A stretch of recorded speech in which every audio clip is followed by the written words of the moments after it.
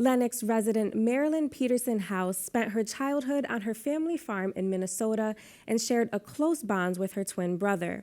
It's a bond that would be tested as he struggled with a mental illness that was eventually diagnosed as bipolar disorder.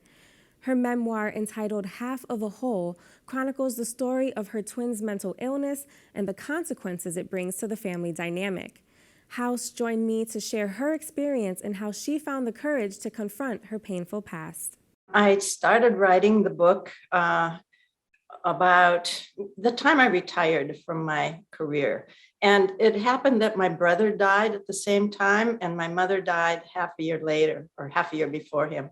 So the two characters who would never have approved of me writing this book no longer were alive. So that gave me the freedom to write. And so I had the time, and the freedom of worrying about their reaction was gone.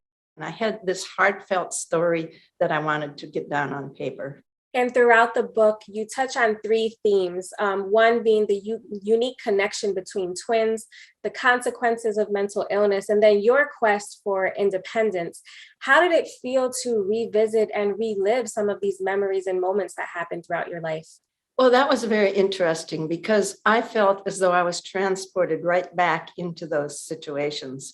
I refelt the emotions. In fact, I think some of them were stronger as I tried to examine what was going on in my mind and at the time, and I relived them. So it was, in a way, helped me to write the story because I could write it from my heart.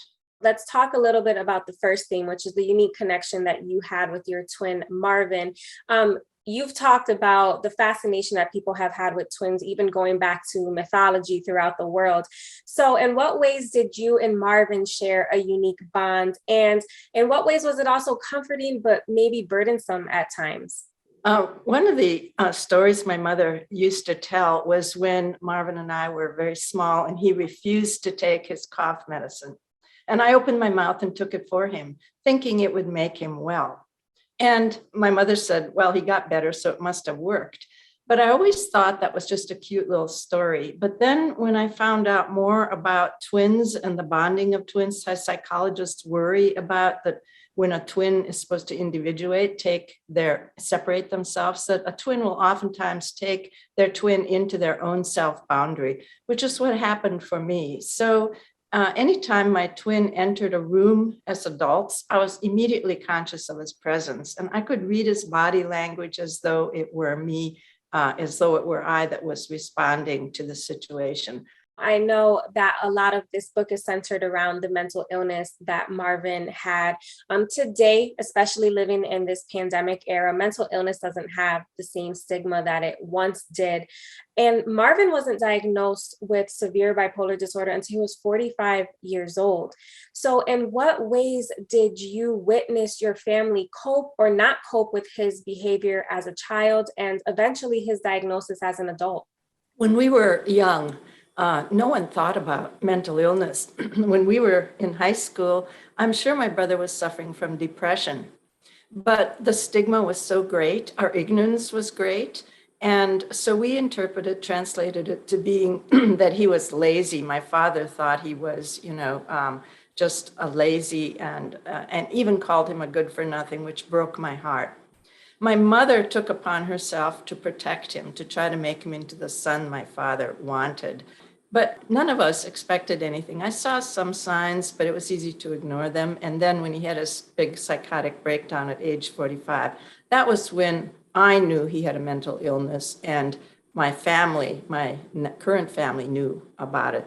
But my mother never accepted it, and my brother himself never accepted it. And so we were not really allowed, or we didn't think we were allowed to talk about it. And so even our cousins and relatives who came to his funeral, they did not know what he had been dealing with, his challenges with bipolar disorder, which he was severely bipolar disorder. He had 8 breakdowns within 2 decades, psychotic breakdowns. And between those, he would have a depressive he'd have depression. So he was severely challenged by mental illness. And the family unfortunately couldn't help him as much as we wanted to because he would not acknowledge it. Well, and I understand that you were the one that made the first call ever to get him help during his breakdown, one of his breakdowns.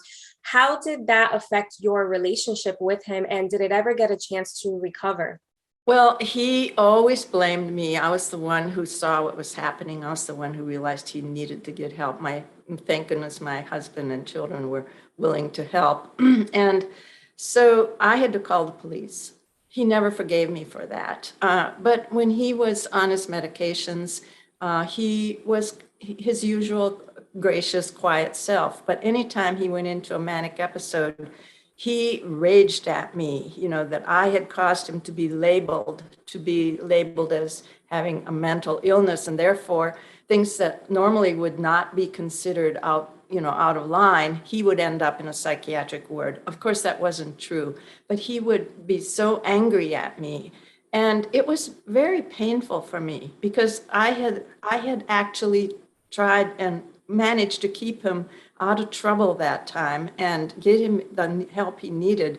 And yet he blamed me. But I always thought about that as a fact. He blamed me when he was manic, but when he wasn't manic, he didn't blame me. And then so our relationship in the end, we we never talked directly about that. But we talked about other things, our background and our past. So I felt very close to him at the time he died. I could be with him along with several other people. Now, another painful moment that for me in the book was hearing about all of the efforts that your mother took to kind of hold back your successes from your twin Marvin. And one of the stories that really touched me in a painful way was hearing how she kept you in a walker as a baby because you began to walk before Marvin did. How did those moments affect you, your individualism, and in turn, the relationship that you had with your mother? Well, it was extremely painful. And I didn't realize really what was going on. When I found out about that incident when she prevented me from walking, I was stunned. I knew I was having trouble in my relationship with her because she would diminish me. She denigrated my career, the way the way we raised our children, even the food I cooked.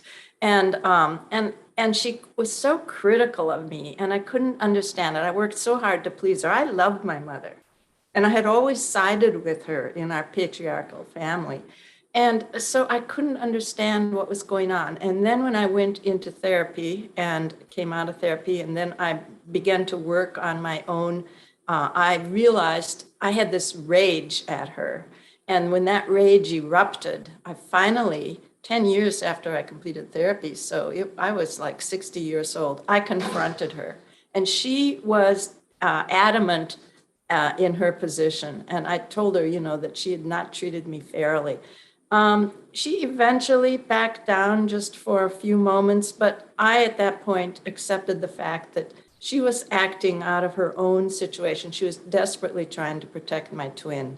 And she thought I made my twin look bad. So, and in the process of protecting him, she sort of pushed me aside. So it was very painful for me. But in the end, I understood why she did what she did. I understood, that she was protecting my twin.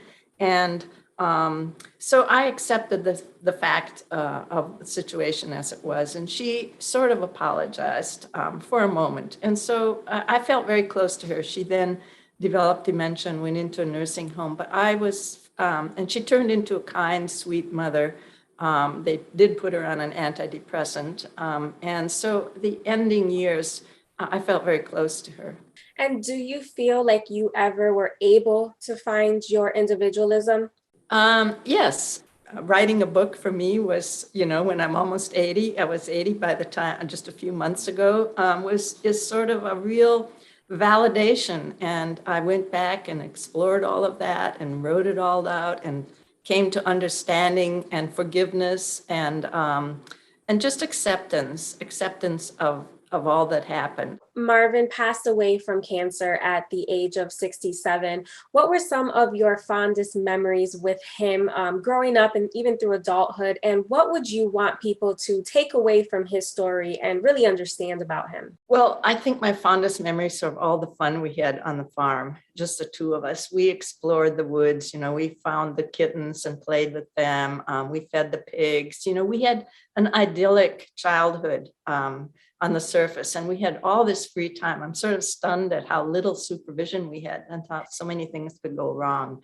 As adults, I think the most important thing was for me when I finally wrote him a letter and told him, I really want to know what you think about when we grew up. And then for the first time, we actually talked about some of the dynamics, how his bad relationship with my father and how my mother had favored him. So those were moments of closeness. And of course, as we gathered around his deathbed for 5 days, we could talk about some of those times. As for what I want people to take from the book, I think I would hope that they have a greater understanding of the impact of mental illness on a family. It's devastating. He tried to hide his mental illness and we weren't able to talk about it. And each of us were operating out of our own expectations, our own needs, our own pain, our own, what we wanted out of life. So I would hope the reader also has more compassion for each of us who are involved in a family with mental illness, that we're all imperfect, each of us, and that we're all profoundly human. Now, writing this book and confronting your painful past has helped you let go of that toxic silence, as you have described it. What advice would you give to other individuals who are struggling to find their own voice or individuality? Well, in my case, I just didn't give up. I had to, obviously my mother had huge control over me with her. She controlled me with her anger and with her criticism. And I finally, therapy for me was extremely important in order to get at some of my demons. And I finally was strong enough. I really kept in touch with her. I worked on it with her until finally we came to a point where we could actually face the issues. I could confront her with what had happened.